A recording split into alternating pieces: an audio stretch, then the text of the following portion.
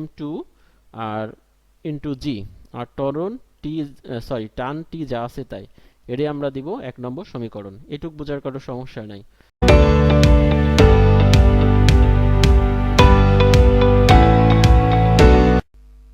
আসসালামু আলাইকুম, সকলকে স্বাগত জানাচ্ছি আমার অনলাইন ক্লাসে। আমি আছি মোহাম্মদ সেতু সর্দার, সহকারী শিক্ষক পদার্থবিজ্ঞান এবং ভৌতবিজ্ঞান। তো আজ আমি যে বিষয় নিয়ে আলোচনা করব, অর্থাৎ আমার ক্লাসের আলোচনার বিষয়টি কি আছে সেটা আমরা বোর্ডে দেখি। তো আজকে আমরা সর্বপ্রথম আলোচনা করব হচ্ছে মহাকর্ষ বল, নিউটনের মহাকর্ষ সূত্র, মহাকর্ষ ধ্রুবক ক্যাপিটাল জি এবং অভিকর্ষজ ত্বরণ জি, এইগুলো সম্পর্কে। তো প্রথম আমরা দেখি আসলে মহাকর্ষ বল কাকে বলে। আমরা আগেই জানি যে কোনো দুটি বস্তু, মনে করো m1 এর একটি বস্তু আছে, m2 ভরের আরেকটি বস্তু আছে, যে কোনো দুইটি বস্তুর মধ্যকার আকর্ষণ বলকেই বলে হচ্ছে মহাকর্ষ বল। আর দেখা যাচ্ছে যার ভর বেশি তার আকর্ষণ শক্তিও বেশি। তাহলে এখানে কি হবে, m1 এবং m2, এখানে দেখতে পাচ্ছি m1 বস্তুর ভর বেশি অর্থাৎ বড় বস্তু, এর ভর বেশি, m2 হচ্ছে ছোট বস্তু, তার মানে আকর্ষণ শক্তি হবে কিন্তু m1 বস্তুর বেশি। তাহলে আবারও বলি, মহাকর্ষ বল হচ্ছে যে কোনো দুইটি বস্তুর মধ্যকার আকর্ষণ বলকে মহাকর্ষ বল বলে। এখন নিউটনের মহাকর্ষ সূত্রটা আমরা একটু আলোচনা করব। নিউটনের মহাকর্ষ সূত্রটা এমন ছিল, যে কোনো দুইটি বস্তুর মধ্যকার আকর্ষণ বল তাদের ভরের গুণফলের সমানুপাতিক। তার মানে কি বলল, যে আকর্ষণ বল হবে তাদের ভরের গুণফলের সমানুপাতিক। এটুক দেখেই তুমি বলতে পারো যে কোনো দুইটি বস্তুর মধ্যকার আকর্ষণ বল তাদের ভরের গুণফলের সমানুপাতিক। আবারও বলে কি, যে কোনো বস্তুর মধ্যে আকর্ষণ বল তাদের দূরত্বের বর্গের ব্যস্ত অনুপাতিক। মনে করো m1 আর m2 দুইটা বস্তুর দূরত্ব হচ্ছে r, যেহেতু আমাদের ক্লাস 9-10 বইতে r আছে, আমি r ধরলাম, ওকে। তাহলে কি হলো,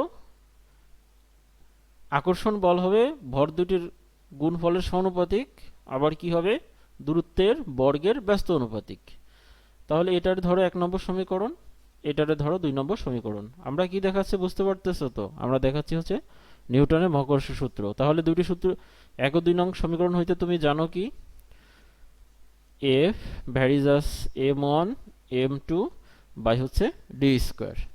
এটাই হচ্ছে নিউটনের মহাকর্ষ সূত্রের গাণিতিক রূপ, যে বস্তুদ্বয়ের ভরের গুণফলের সমানুপাতিক আকর্ষণ বলের মান আর তাদের দূরত্বের বর্গের ব্যস্ত অনুপাতিক।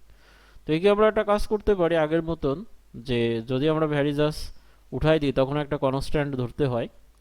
তো এখানে বিজ্ঞানী নিউটন যে কাজটা করেছিলেন, এই ভ্যারিজাসের পরিবর্তে তিনি কনস্ট্যান্ট ধ্রুবক হিসেবে ক্যাপিটাল জিকে ধরেছিলেন, আর m1 m2 যা আছে তাই। তো দেখো, এই যে জি, এটা হচ্ছে সমানুপাতিক ধ্রুবক, একেই বলে হচ্ছে মহাকর্ষ ধ্রুবক, যার মান হচ্ছে 6.67 ইন্টু 10⁻⁻11 nm2 kg⁻²। এটাই হচ্ছে আমাদের মহাকর্ষ ধ্রুবক জি এর মান এবং একক। ক্লিয়ার? তাহলে কেবলই আমরা দেখছি নিউটনের মহাকর্ষ সূত্র হতে আকর্ষণ বল এফ এর মান হবে F equal G m1 into m2 by D square. F হচ্ছে আকর্ষণ বল, জি হচ্ছে মহাকর্ষ ধ্রুবক, m1 হচ্ছে প্রথম বস্তুর ভর, m2 হচ্ছে দ্বিতীয় বস্তুর ভর, আর r হচ্ছে কি মনে আছে তো, দুটি বস্তুর মধ্যকার দূরত্ব। এখন একটা কাজ করব, আগে তো আমরা মহাকর্ষ সূত্রে দুইটি বস্তু ধরেছি, একটা হচ্ছে m1 আর একটা হচ্ছে m2। এখন একটা কাজ করি তো, আমাদের টার্গেট হচ্ছে এখন অভিকর্ষজ ত্বরণ জি বের করব। তো আমরা প্রথম বস্তু m1 এর পরে m1 এর পরিবর্তে পৃথিবীর ভর ক্যাপিটাল M ধরি, আর দ্বিতীয় বস্তু m2 এর পরিবর্তে যে কোনো একটি বস্তু আমাদের পৃথিবীতে আছে সেটাকে ধরব হচ্ছে আমাদের স্মল লেটার m। ক্লিয়ার? তাহলে কি করব এখন? আমি বললামই যে আমরা যে কাজটা করব, প্রথম বস্তু m1 এর পরিবর্তে পৃথিবীর ভরকে ক্যাপিটাল M ধরব, আর m2 এর পরিবর্তে যে কাজটা করব, যে বস্তুটির অভিকর্ষজ ত্বরণ নির্ণয় করব তার ভরকে m ধরব। এইবার এই যে নিচে দূরত্ব r আছে সেটাকে এবারে যে কাজ করব, মনে করো এটা হচ্ছে পৃথিবীর কেন্দ্র, সেখানে বস্তুটি এখানে আছে, পৃথিবীর কেন্দ্র থেকে আমাদের m1 ভরের বস্তুটি এখানে আছে, আর কেন্দ্র থেকে ওই বস্তুর দূরত্ব যদি ক্যাপিটাল R হয়, তাহলে আমরা এই যে দুইটি বস্তুর মধ্যকার দূরত্ব স্মল লেটার r, এর পরিবর্তে আমরা ক্যাপিটাল R ধরব, আর এই ক্যাপিটাল R হচ্ছে আমার পৃথিবীর কেন্দ্র থেকে বস্তুর দূরত্ব। তো দেখি এখন সমীকরণটি, 1 নম্বর সমীকরণকে m1 এর পরিবর্তে ক্যাপিটাল M, m2 এর পরিবর্তে স্মল লেটার m এবং r এর পরিবর্তে ক্যাপিটাল R লিখলে কি আসে একটু দেখি। তখন আমরা এক হতে পাই f সমান g capital M small letter m capital R square. একে লিখলাম 1 নম্বর সমীকরণ, সরি 2 নম্বর সমীকরণ। তাহলে কি হয়েছে, 1 নম্বর সমীকরণে আমরা m1 m2 এবং স্মল লেটার r এর মানটা, যে মানটা ধরেছি সেটা বসাইছি। আবার আমরা কিন্তু একটু আগে একটা সূত্র শিখছি, কি মনে আছে? বল সমান ভর গুণ ত্বরণ। বল হচ্ছে কি? ভর গুণ ত্বরণ। তো এইবার আমরা যে কাজটা করব, বল এখানে আকর্ষণ বল F কে লিখব, আর বস্তুর ভর, আমরা যে বস্তুটি ত্বরণ নির্ণয় করব সেটার ভর হচ্ছে m, আর যেহেতু ত্বরণ আমরা এখন বের করব হচ্ছে অভিকর্ষজ ত্বরণ, তাই এখানে দিব g। তার মানে আমরা জানি বল সমান ভর গুণ অভিকর্ষজ ত্বরণ। এটা ধরলাম হচ্ছে 3 নম্বর সমীকরণ।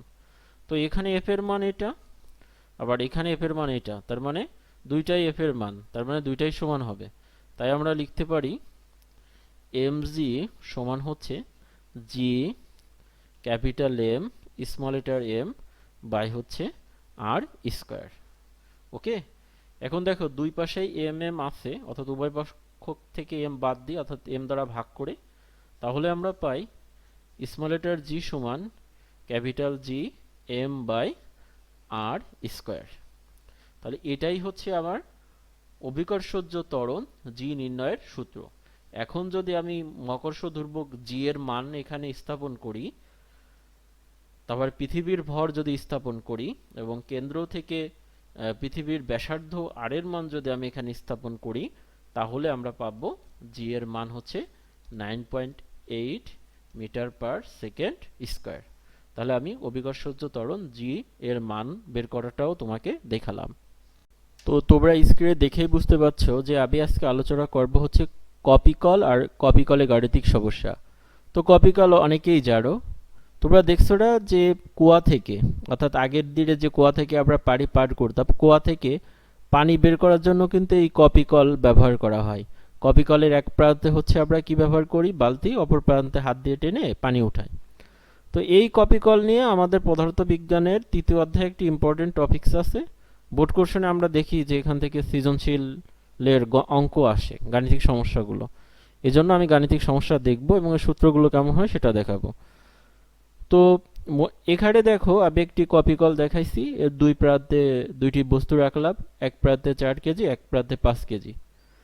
তো যখন আমি এই কপিকল সিস্টেমটা সচল করব, অর্থাৎ মনে করো আমি এখানে লক করে রাখছি, দেখা যাচ্ছে 4 কেজি এবং 5 কেজি সমান লেভেলে আছে। যখন আমি এই লকটা খুলে দিব তখন কি দেখা যাবে?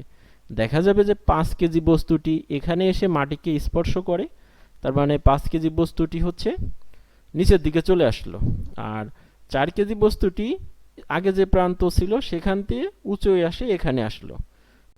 তার মানে এটা হয়েছে কিন্তু একটা টানের ফলে, যে টানের ফলে 4 কেজি বস্তুটি উপরে উঠছে এবং যে টানের ফলে 5 কেজি বস্তুটি নিচে নামছে। তারপরে আমরা কি বুঝলাম যে এই বস্তুর মধ্যে একটি, এই দুটি বস্তুর মধ্যে উপরে এবং নিচে নামার জন্য এই সুতা, মানে এই যে আমাদের রশি থাকে, এই রশির একটা টান আছে। তার মানে এই বস্তু বা এই গাণিতিক সমস্যা করার জন্য টান শব্দের ব্যবহার হবে, সেটা আমরা বুঝতে পেরেছি। তার মানে আমি এখন আর কথা বেশি বাড়াবো না, মূল কাজে চলে আসি। আসলে পরীক্ষায় আমাদের যে ধরনের অঙ্ক আসে, অর্থাৎ সৃজনশীলের মধ্যে গতে অথবা ঘতে যে অঙ্ক আসে, সেই অঙ্কগুলো আমি এখন সমাধান করব। তো বোর্ড কোশ্চেনে আমরা এই ধরনের প্রশ্ন দেখি বেশি আসে। এখানে একটি বস্তু দেয়, নিচে আরেকটি বস্তু দেয়, এখানে 2 4 5 যে কোনো ডিজিট দিতে পারে, আর এখানে ওর থেকে বেশি ডিজিট দিয়ে সৃজনশীল অঙ্ক আসে। তো বলে প্রথম বস্তুর উপর অর্থাৎ M1 বস্তুর উপর M2 বস্তুর বলের প্রভাব আলোচনা করো, মানে প্রথম বস্তুর উপর দ্বিতীয় বস্তুর বলের যে প্রভাব আছে সেটা আলোচনা বা বিশ্লেষণ করো। তো সেই ক্ষেত্রে আমরা যে কাজটা করি, আমরা হচ্ছে ত্বরণ যদি নির্ণয় করি, তাহলে বলি প্রথম বস্তুর উপর দ্বিতীয় বস্তু এত ত্বরণের প্রভাবে নিচের দিকে নামছে, এভাবে আমরা বর্ণনা দিই। এখন ত্বরণ কেন আসে দেখো, দ্বিতীয় বস্তুটি যেহেতু 3 কেজি এবং প্রথম বস্তুটি যেহেতু 2 কেজি, যেহেতু এর ভর বেশি, তাই সে কিন্তু প্রথম বস্তুটিকে টান দিয়ে নিচে নেমে আসবে। যে টানে সে নিচে নামবে সেই টানেই কিন্তু একে এইদিকে কপি কলের দিকে আনবে। তার মানে একই ধরনের বেগে সে এখান থেকে এখানে আসবে, আবার এখান থেকে সে এখানে নামবে। তাহলে বস্তু দুটির মধ্যে তাহলে এই ঘটনার মধ্যে একই ত্বরণ থাকে, যাকে আমরা সাধারণ ত্বরণ বলি। তার মানে আমরা কি বুঝলাম, যেহেতু এই যে তার আছে বা সুতা আছে, এর একটি টান আছে, যেটা একটু আগেই বললাম তারের টান আছে, তাহলে এদের টান হচ্ছে টি, অর্থাৎ এই ব্যবস্থায় এই তারের টান হচ্ছে টি। আর এই যে ত্বরণ কাজ করতেছে, যে ত্বরণের ফলে 2 কেজি ভরের বস্তু 3 কেজির দিকে অগ্রসর হচ্ছে, অর্থাৎ কপি কলের দিকে অগ্রসর হচ্ছে, এই ত্বরণ যাকে আমরা সাধারণ ত্বরণ বলি, সাধারণ ত্বরণ হচ্ছে এ। এখন আমরা এই অঙ্কটি সমাধান করব। এখানে 2 কেজি ভরের একটি বস্তু আছে, এখানে 3 কেজি ভরের একটি বস্তু আছে। প্রশ্নটি হচ্ছে M1 ভরের অর্থাৎ 2 কেজি ভরের বস্তুর উপর 3 কেজি অর্থাৎ M2 বস্তুর বলের প্রভাব আলোচনা বা বিশ্লেষণ করব। ওকে, তো এখানে কি কি জিনিস আছে সেগুলো লিখে দিই। এখানে প্রথম বস্তুর ভর M1 হচ্ছে 2 কেজি, দ্বিতীয় বস্তুর ভর M2 হচ্ছে 3 কেজি, আর যেহেতু 3 কেজির একটা ওজন আছে, তার মানে জি এর মান হচ্ছে 9.8 মিটার পার সেকেন্ড স্কোয়ার। ওকে, আর ধরি কি কি ধরবো, তারের টান, তারের টান হচ্ছে কি বলতো, টি, সাধারণ সাধারণ ত্বরণ এ। এইবার আমরা চিত্র দেখে দেখে বুঝবো, বুঝে প্রথম অংশ অর্থাৎ 2 কেজি বস্তুর ক্ষেত্রে কি হচ্ছে সেটা বের করব, 3 কেজি বস্তুর ক্ষেত্রে কি হচ্ছে সেটা বের করব, তাহলে আমার কাজ ফিনিশ। তো দেখো এখানে একটা কাজ করি, সেটা হচ্ছে 3 কেজি ভরের বস্তুটি কিন্তু নিজের দিকে ক্রিয়া করতেছে, আর 3 কেজি ভরের বস্তুর ওজন আছে, কেন সে শূন্যে ঝুলতেছে, এই যে কপি কলের সাহায্যে শূন্যে ঝুলতেছে। তো মনে করি 3 কেজি ভরের বস্তুর ওজন হচ্ছে ডাব্লু। তো এটাও লিখি, M2 ভরের বস্তুর ওজন কত ধরছি, ডাব্লু। M1 ভরের বস্তুর ওজন কি ডাব্লু ধরবো না, কেন, M1 ভরের বস্তুর নিচে একটা তল আছে, অর্থাৎ এটা একটা টেবিলের উপরে আছে, যেহেতু এটা শূন্যে নাই, তার মানে M1 বস্তুর যেটা সেটা কোনো ওজন নাই, এটা হচ্ছে ভর, M1 এর ক্ষেত্রে কোনো ওজন ক্রিয়া করবে না।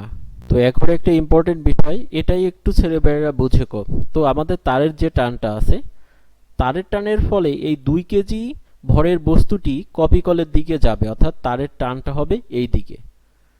আর 3 কেজি ভরের বস্তুটি যেহেতু নিচে নামতেছে, আর এর ক্ষেত্রে যে কাজটা হবে, তারের টানটা দেবে হচ্ছে উপরের দিকে, অর্থাৎ যে 3 কেজি ভরের বস্তু যে বেগে নিচে পড়ার কথা, টানের প্রভাবে সে তার থেকে একটু স্থিরভাবে, অর্থাৎ যে বেগে নামার কথা তার থেকে একটু কম বেগে সে নামবে।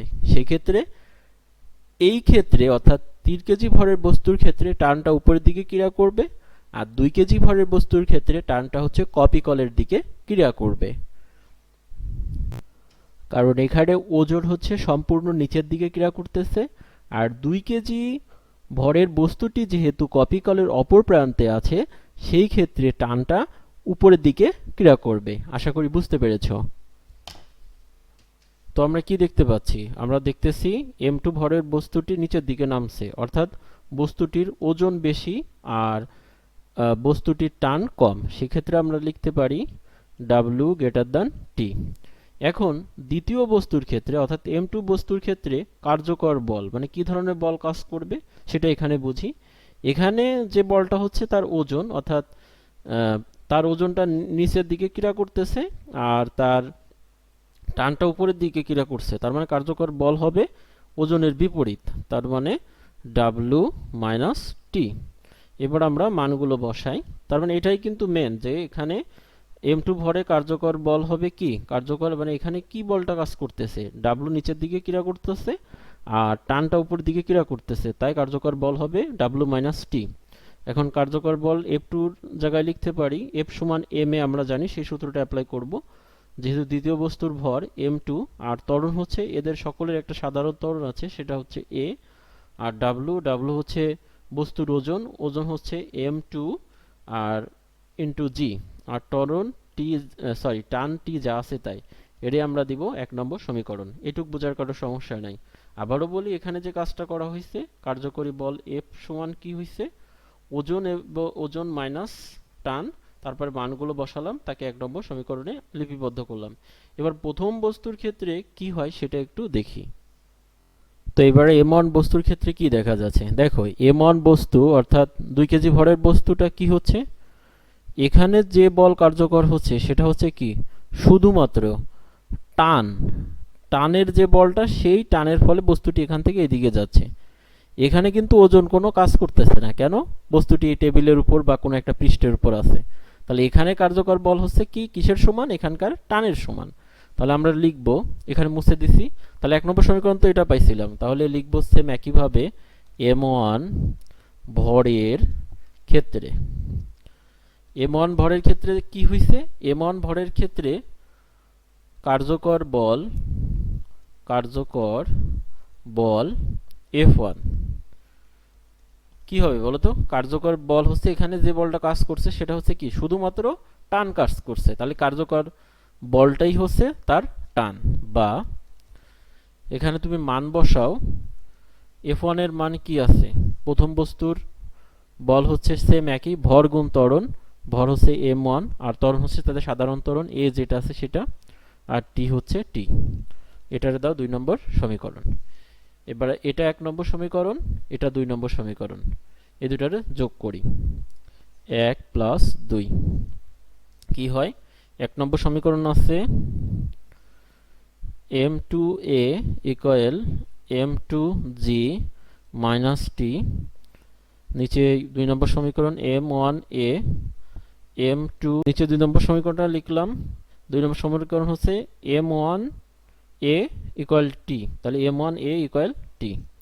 যোগ করতেছি, এটার সাথে এটা যোগ করলে আসে m2a প্লাস m1a, এখানে প্লাস মাইনাস টি কেটে যায়, থাকে হচ্ছে m2g।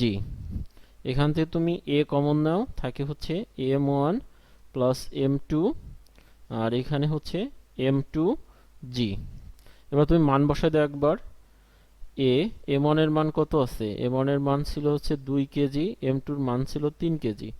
এখানে হচ্ছে m2 এর মান হচ্ছে 3 কেজি, g এর মান হচ্ছে 9.8, তার মানে a ইন্টু 5 সমান, তারপর যে কাজটা হয় a সমান 3 ইন্টু 9.8 ডিভাইডেড 5, তারপরে a সমান এটার সাথে এটা গুণ করে ভাগ করলাম, দেখি ক্যালকুলেটরে কত আসে। ক্যালকুলেটরে আমাদের আসছে হচ্ছে 5.88, 5.88, যেহেতু ত্বরণ মিটার পার সেকেন্ড। তাহলে আমাদের এর মান কিন্তু আমরা বের করে ফেললাম। তাহলে আমরা কি লিখব, উত্তরটা কি লিখব, এখন সাজিয়ে লিখব হচ্ছে, সুতরাং m1 ভরের বস্তুটি m2 ভরের বস্তুর উপর 5.88 মিটার পার সেকেন্ড স্কয়ার ত্বরণ সৃষ্টি করতেছে। শেষ। ধন্যবাদ। আবার ভিডিওটি দেখার জন্য। এইরকম আরো ভিডিও দেখার জন্য অবশ্যই আমার চ্যানেলটি সাবস্ক্রাইব করবেন এবং পাশে থাকা বেল আইকনটি প্রেস করবেন। ভালো থাকবেন। আল্লাহ হাফেজ।